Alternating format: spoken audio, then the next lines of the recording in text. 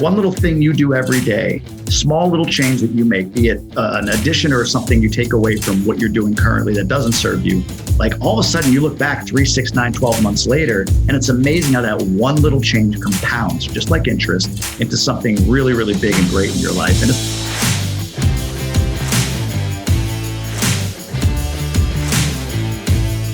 So the question is this: how do most agents who don't have access to the secrets the top agents in our industry hoard themselves grow and prosper in today's real estate market? That's the question, and this podcast will give you the answer. Hi, I'm Aaron Muchastegui, and welcome to Real Estate Rockstars. Rockstar Nation, this is Aaron Muchastegui, and I am back for another fun episode of Real Estate Rockstars. You guys are going to really like this one. This one is going to be a little unique. Today, I get to interview my friend, Jamie Gruber. Jamie Gruber has a day job, which will be interesting. We'll get to hear about, but he's also a multifamily investor. He's the creator of the GoBundance Emerge program. You guys have heard us talk about GoBundance quite a bit on this. It's the mastermind that really helped me, get from one level of life to a whole different level. And this new Emerge program that he's working with is to help everybody. I'll let him describe what he's going to be, and then we'll go into history of real estate. But I'm really excited about the program. So Jamie, thanks for joining us. oh man, great to be here. I'm so excited to be with you, and I appreciate you having me. So before we jump into real estate, so I kind of messed up your GoBundance Emerge thing. So what's going to be your goal with that program that you've been working on? So GoBundance Emerge, real quick. The GoBundance itself is the tribe of healthy, wealthy, generous people that choose to live epic lives. And I say that because that word wealthy is in there. And we define that as if you have $1 million net worth or better, or make $300,000 a year annually. Essentially, if you're an accredited investor, you can join GoBundance. Yep. A lot of people want to be part of that community because I've benefited from it. You've benefited from it. It's an incredible group of guys. And now we have the GoBundance Women's Tribe that help each other achieve the goals they want in life. But there's a lot of people out there that are badasses, that are rock stars, to put it, I'm on the Real Estate Rockstar Show. Absolute rock stars that may not have just yet achieved that level to go into something like GoBundance. But GoBundance itself is all about giving. And this is our way of throwing the rope down and helping folks out that are trying to get there by creating a program and eventually a mastermind that folks can join, be part of the GoBundance infrastructure and part of the entire community, and help you get to the point where you're able to join the current GoBundance community. Yeah. A bunch of the ladies that I interviewed back in like May, June, July on the podcast, a lot of our 30 under 30 realtors, they recently joined the GoBundance Women's Group. They got on here, they reached out afterward. And so that one is growing too. And so I've talked to different people on here about kind of masterminds and growth and mindset. As we get into that, let's talk about like your story. So where do you live? What's your day job? And how did you get into real estate? Sure. So I've been 20 years with the same insurance company. I'm a director with the large national insurance company. I'm from New York originally, lived in Boston for quite a few years, and now live in Michigan, all moving around with that company. So that's kind of the backstory of why I am where I am right now. On the personal side, not to make it just an aside, father of 2 young boys, proud husband to my wife. We've been married just over 10 years and loving life in that regard. So for me, I think my story tracks a lot with a lot of people out there, maybe some in your audience, that have moved over into being real estate agents and brokers and so on at some point in their lives. But they had the corporate job. They were, kind of head down, trudging through, going towards something in that corporate world. For me, it was this director level job, right? It's equity, it's bonus, it's all those things that you want. But at some point, something in me felt hollow. I felt, unfulfilled by what I'm doing day to day. Around that same time, I kind of found the idea of real estate, bigger pockets, rich dad, poor dad, all the sort of standard fare that folks find where they start to get into real estate. And by doing so, it really kind of made me separate my identity from corporate guy to guy who wants something bigger in life. And there was a big sort of gap between those two that I didn't know how to fill, right? So it was, okay, well, I know that I'm doing this and I'm making money doing this, being in this corporate role, and I've had a level of success with that. But how do I create the life that I know I want to create, especially when I'm hanging out with a lot of people that are very much comfortable and content in the kind of the corporate grind with the golden handcuffs and the 401k and all the stuff that comes with it. So somewhere along there, I had kind of my breakthrough, if you will, mid-30s, about 4 or 5 years ago or so, where I said, you know what, I need to do something different. I need to find the right community, and I need to choose a path that serves me as opposed to choosing the path that I was probably predetermined to follow by parents, expectations of others, so on and so forth. So in that, I found, again, the real estate side of things. I was an accidental landlord already. I had a single family home when I lived in New York that I couldn't sell in 2008. when I moved to Boston. So I had to hold on to it. And rather than looking at that as the sort of albatross or liability that I thought it was for so many years, I kind of converted it mentally and even financially into an asset, and then kind of doubled down, bought a couple of duplexes. And, we did what's called the BRRRR process on there, where we bought it, we rehabbed it, we rented it out, we refinanced it and got all of our money back out of it. And it was like, man, it's a lot of work for two properties. So why don't I try something bigger? And I kind of found the multifamily path, joined a mastermind specifically for multifamily. That has been a great learning experience for me. Bought our first 16 unit. We bought a 22 unit since then, and kind of off and running on the multifamily side. So that's how I kind of developed away from, I guess you could say, the corporate life, which I'm still in, but moving toward that financial freedom. Right. So let me stop you for a minute. There's so much to unpack there. So you've still got your day job. You've been working your day job and starting to do this.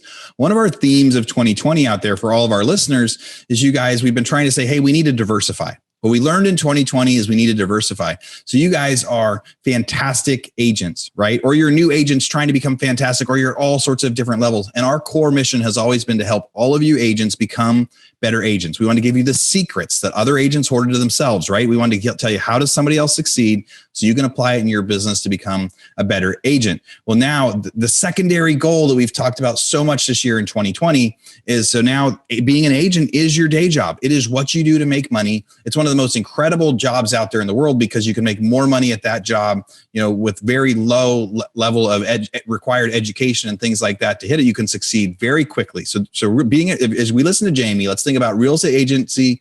Being an agent is your day job.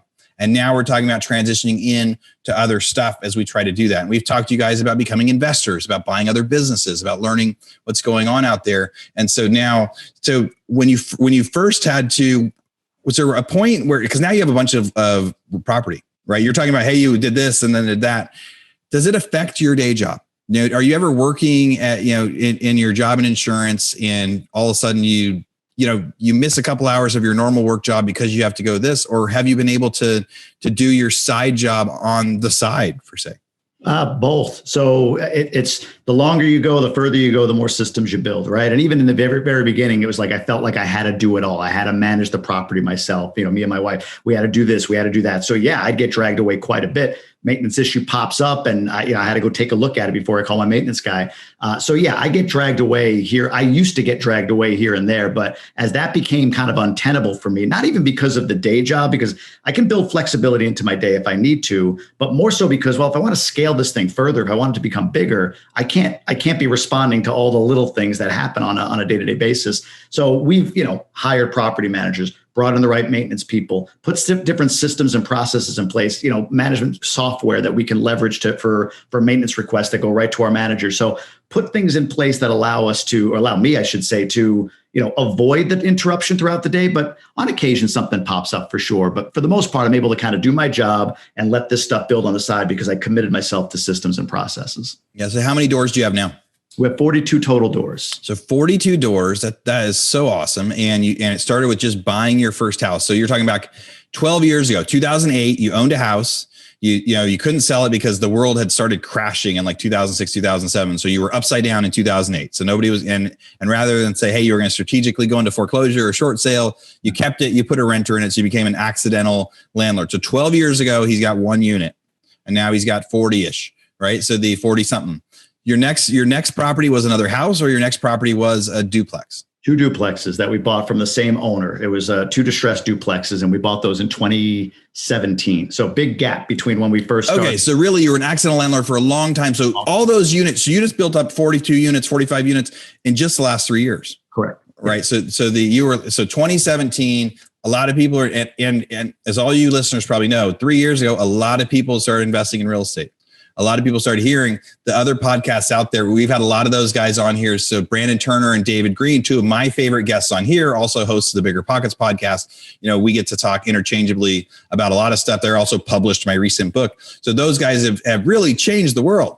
Over the last, 5 years, people have been listening to that podcast and becoming investors. They bought a house, they bought a duplex, they bought other things, and they've really started scaling that sort of their life. So that was you. So in 2017, you said, okay, we're going to go all in. We're going to start investing in real estate. How long when you made the mindset shift, did you say like, hey, we're going to start looking for real estate? And then it took you a few months to find it. How long from the time you decided that you were going to be a real estate investor until you bought the first deal that was 2 duplexes? The duplexes. So I would say that was, it's hard to remember, but it was inside a year. In that time, I was moving from Boston to Michigan as well, right? So we closed like 2 months before we moved to Michigan. And so I want to say it was maybe 6 to 9 months prior to that made the decision, hey, I'm going to start going to real estate investment meetings and, getting to know this world, listening to podcasts and all that stuff. From that time to the time that we closed was probably about 9 months.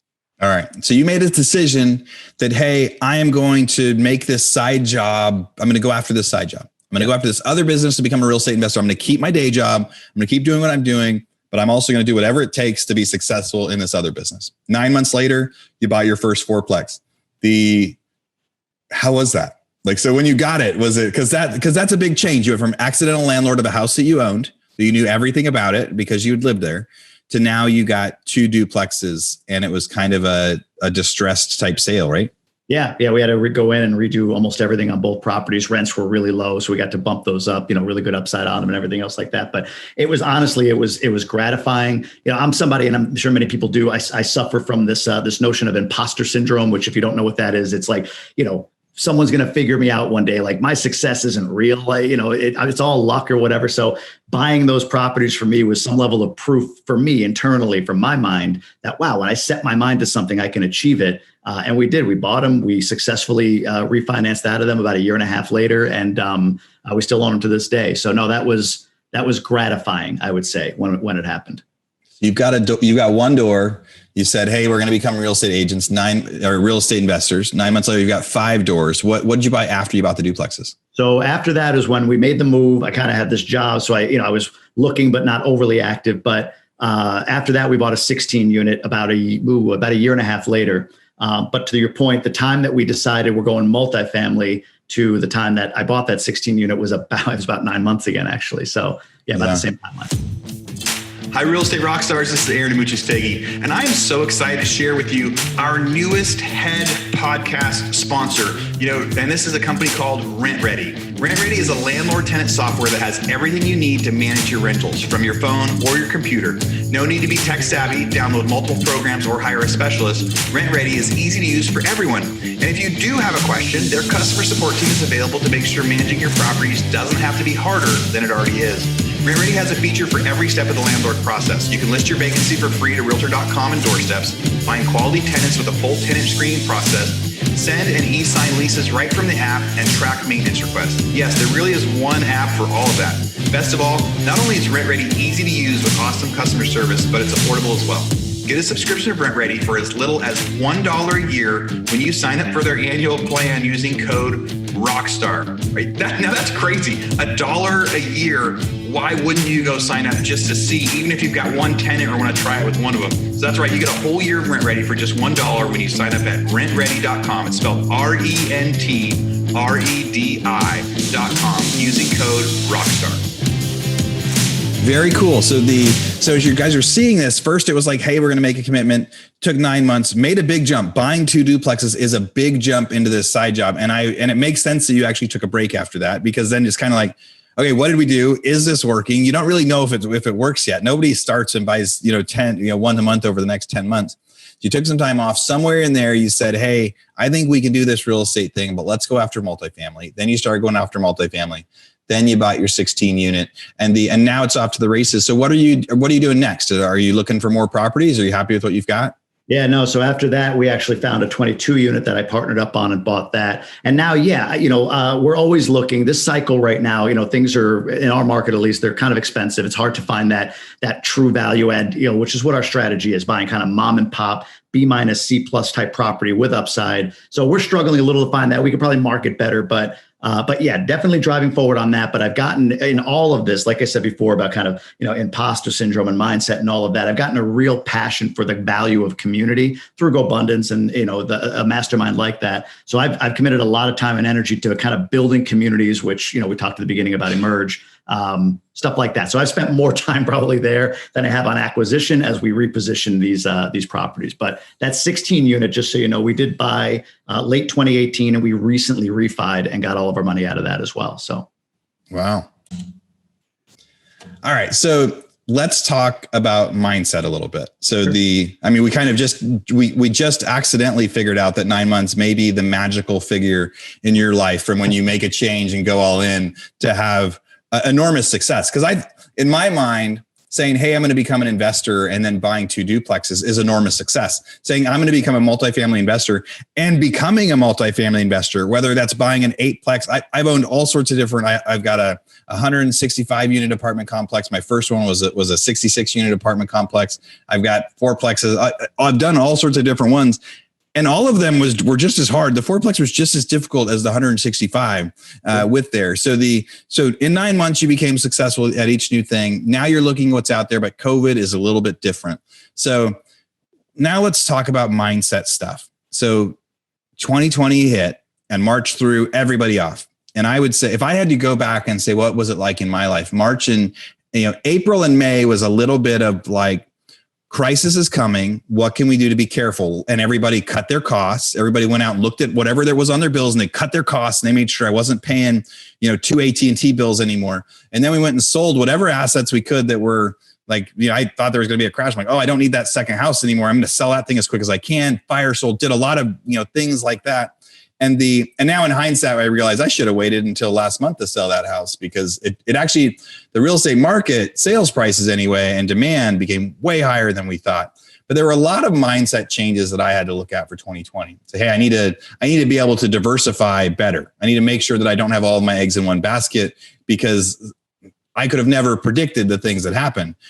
What's happened to you during 2020 when it comes to mindset? And when it comes to like the people that are joining Emerge, what do you guys go into when it comes to like mindset and growth and taking times like this as an opportunity? Sure. It's so much there. So on the tactical side, getting kind of granular, part of the mindset shift on my investment portfolio was, man, oh man, don't want Section 8, don't want subsidized renters. And it's like, maybe I kind of do, right? Because, in the beginning of this, at least before all that happened and it all worked out fine where, people were not getting unemployment. They were out of work. And there was a fear of a higher level of vacancy. To your point, like that's one thought of mine, like, having a good mix in my portfolio of subsidized renters versus non-subsidized is a good thing. So that's just a smaller sort of thing. But on the larger scale, from a mindset perspective, I think for me, the bedrock was laid a little bit ago by being, again, a member of something like GoBundance, or of GoBundance specifically.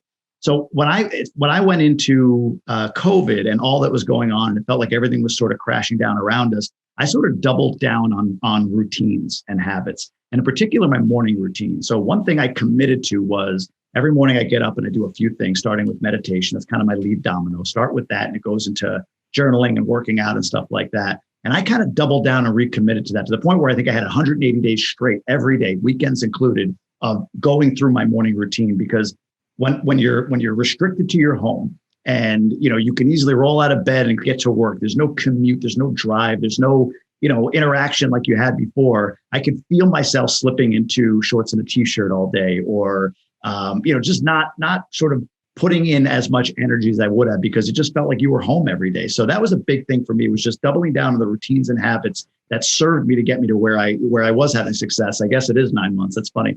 9 months after I committed to something and with whatever I wanted to do. So that was a big thing for me. It was just, I learned a lot about habits. I learned a lot about how habits serve you, and how those one little thing you do every day, small little change that you make, be it an addition or something you take away from what you're doing currently that doesn't serve you. Like all of a sudden you look back 3, 6, 9, 12 months later, and it's amazing how that one little change compounds, just like interest, into something really, really big and great in your life. And it's the same thing with buying multifamily. Okay, I'm going to look at deals. So I look at deals every day. And all of a sudden it's like I got deals and I have one I can close on and I buy it. Same thing with 2020. It was just, lean into your habits, do the things that have served you, and get through, because 2020 has been a trying year for a lot of people. Yeah. And a lot of our real estate agents and our guests have been on here, been saying the same thing, right? Find that habit and go for that habit. In the news this week, there's been a lot of talk about people going back into lockdown. Another 2, 4, 6 week lockdown, depending on cities and states. And, as I was traveling the last few months, I got to see some states that were completely open and there was nothing going, and it was business as usual. And there's huge soccer tournaments and kids everywhere. And then other states where it was very locked down. And so we have listeners from all over the place. So depending on where you are, it may impact you more or less. But so Jamie, let's talk about the specific morning habits. So if we go into another lockdown, or for places that we kind of are, or for times like this, what are 4 or 5 morning habits that you think everybody should do? And if they committed to this for 9 months, they would see huge results. Yeah, I think you have to start with quiet, and quiet to me means you meditate. I meditate for 10 to 30 minutes, depending on the day, just allowing yourself to kind of be quiet and think inwardly and be present. I mean, that's what meditation's about. It's not about, I have to have my mind clear all the time, but I've found it's such a great practice to, when you feel distracted, you notice it and you bring yourself back. That just translates into a lot of life. When you're in a stressful moment, you notice it and you can take a deep breath and overcome it in that moment, as opposed to being overwhelmed by the feeling of stress. So meditation, number one, I think is huge. The other quiet activity I would say is journaling. Like I never really believed in the power of this, like writing stuff down. And in fact, when I started journaling, I was doing it like in an app. And it was fine. But when I truly started handwriting out just whatever's in my mind, like I won't share it with anybody because it's crazy stuff and it's all over the place, right? Yeah, it's just brain dump. It's just thoughts. So journaling that stuff out in my quiet time, and it's amazing how you get clarity and sometimes figure things out that seem so big within one page of writing. So that's a second thing I would say. Third, I think you need motion. So getting your body up and moving and working out and all of that, I think is a really big part of my morning, and sometimes the midday, depending on if I can't get to it that morning. Kids wake up. And lastly, I would say is truly affirming yourself. So like some level of affirmation or positive self-talk.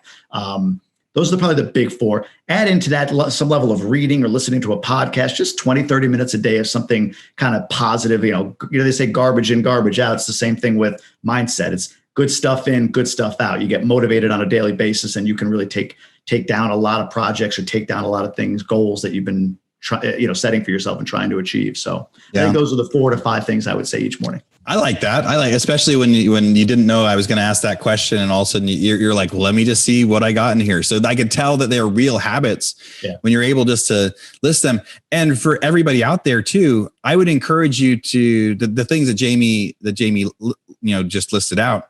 Most of the successful people I know have very similar morning routines.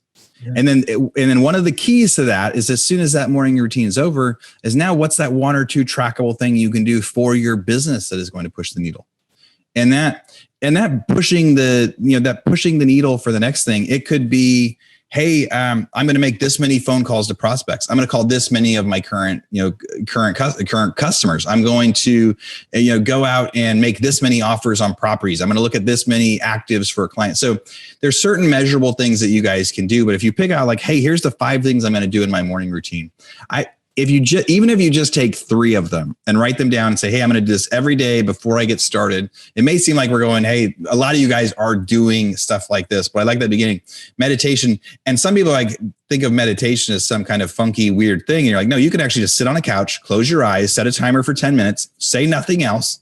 And then in 10 minutes, the timer goes off, says, all right, you're done. And now you're done meditating. Now you can go hustle a little bit. You talked about, getting some exercise and also listening to some positive podcasts. And if you're short on time, those are the things you can combine. You can listen to a good podcast or good music while you exercise.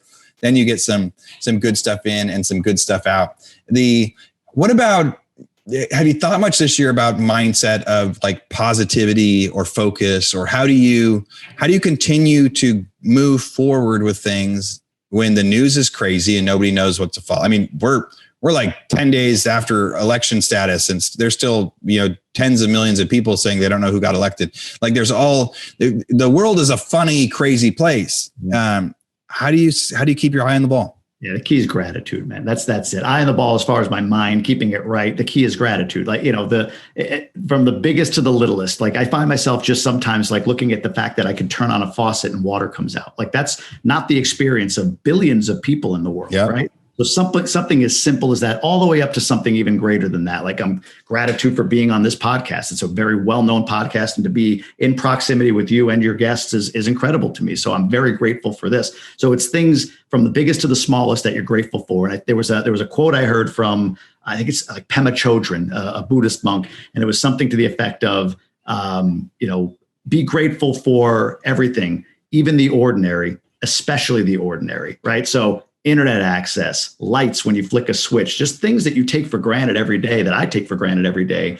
Those, when you get into that mindset of gratitude, I've never seen anybody able to keep space for gratitude along with, worry, doubt, and fear. Like there's just no space for both. So if you are consistently expressing gratitude to yourself, write it in your journal, whatever.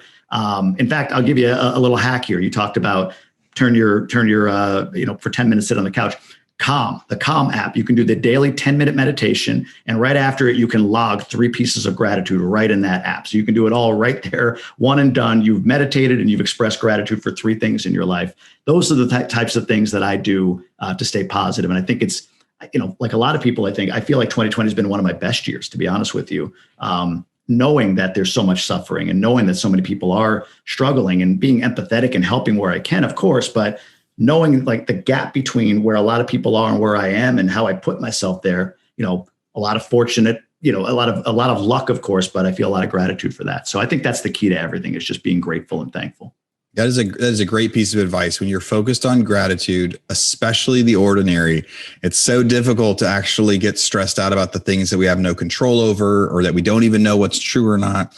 And to be able to prepare, even running water, that's something that we learned while we were on the RV trip. I've never RV'd before, right? This was a big jump that I've got my wife and 4 kids, and, as trying to find something positive, like, hey, we used to travel a lot. We used to do a lot of things. We couldn't fly. What can we do? Let's go do this. And waking up to 6 inches of snow in Montana, and all of our plumbing lines are frozen over, and there's no water and there's no anything. And we're like, wow. And I remember the celebration we had when the water pump started working again, a day later, and we had running water again. And it was an amazing thing. And that is real when you get to stay grateful for those sorts of things. It does solve a lot of the distress. So doing these morning routines and staying grateful. Now, if somebody comes into Emerge, and then I'm going to let you just talk a lot about Emerge. Sure. And they say, hey, I've been a real estate agent now for a couple of years, and I did 20 deals last year. And next year I want to do 30 deals, and I think I want to get into real estate investing. How can you help me? What's your answer to that person? What are you going to tell them when they say, I want to do more deals and I want to maybe do I want to buy a business or become an investor? What do I do? You get around people that are doing things like you're doing or bigger. And that's what we're building with Emerge and Ascend. It's two different things. And I'll talk through it a little bit. So Emerge, what it was built to be was to accomplish really 3 things. One was over a 12-week time frame, which is the time of Emerge. It's an online course. Over that 12 weeks, you're going to get tools and support on setting a specific goal that you can achieve in that 12 weeks, and then hopefully achieving that goal by the end of the course, right? So it's a transformation that we wanted to create for folks, whatever that is: selling more property, investing, paying off debt, whatever it is that's going to help you get down the path, of being that whole life millionaire that you seek to be. So that's what Emerge is built to be. 1, transformation. 2, the second part is that we wanted to put people in contact with others, be they in Emerge or just the GoBundance tribe generally, where there are people doing incredible things at very high levels, and give you proximity to those folks. In fact, the folks in Emerge, when I ask them, like, why do you do this? Why did you come into Emerge? What is it that's attractive to you? That's the number one thing. Proximity to GoBundance and proximity to people that are doing things at my level or have my mindset at least for more and driving forward. That's what I want with Emerge. So we've created that. And part of what we've done with that is to get people really connected to the brand of GoBundance. Is we built part of Emerge around a book called Tribe of Millionaires, which was written by the founders of GoBundance. Great book if you haven't read it. If you get Emerge, it comes with it. So there you go. But we really leaned into why community is powerful. And that book really outlines exactly why a mastermind is powerful. So that's the second part of Emerge. And then lastly, what we are doing is over that 12-week period, achieve your goal or not, but if you're engaged and driving forward through Emerge, what we want to do then is get you into Ascend. And Ascend is essentially GoBundance without the millionaire requirement. So you're going to be in a long-term mastermind. You'll have accountability pods, true proximity to people doing 40, 50, 60, 70 deals, as well as the ability to potentially partner with GoBundance members or get to know GoBundance members or be in proximity with GoBundance members. We've already had, you probably know a guy named Matt Aitchison. So we already had Matt Aitchison come on and do a Zoom call live, like not a Zoom webinar, but a call with our Emerge members. And he laid a ton of information out there. Matt Aitchison had one of the top teams when he was selling real estate in the world at one point, and now is one of the best investors in the world. So they get proximity to him. That's what Emerge is, the 12-week course. And then once we get you into Ascend, we can really dig deeper and kind of hold you there and keep you there and hold you accountable until eventually you hit that status where you can join GoBundance. That's very cool. It's like Matty's a good friend of mine, and he has his own mastermind where people pay, lots of money to get on those calls with him. So it sounds like you're actually going to take a lot of people that kind of run their own masterminds, and they're going to kind of join and kind of do some guest Zoom calls with you. So maybe somebody that joins Ascend and Emerge, they're going to end up getting a piece of all of that. So you've got a 12-week class. Someone takes that, they get some coaching, get there. That's Emerge. And then after that, they decide, hey, I actually want a mastermind. I want to be able to talk to other people. I want to be able to brainstorm with these guys. The first GoBundance event I went to, I signed up because I saw that Robert Kiyosaki had spoken at the one the year prior. I saw a bunch of videos from it. And this next year, Robert Herjavec was going to be there. And, and I did not want to go to this weird mastermind. I thought Tony Robbins, I thought jumping around a room. I thought this crazy energy stuff. And I was not about that, but I wanted to go meet Robert Herjavec.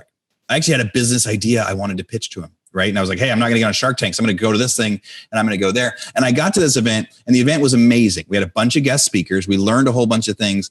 And I had this interaction with everybody, and they said, hey, do you want to join? And I said, no, I don't want to join. This was good. This was what I got. And I went back home, and a month later, I started missing talking to the guys that were there.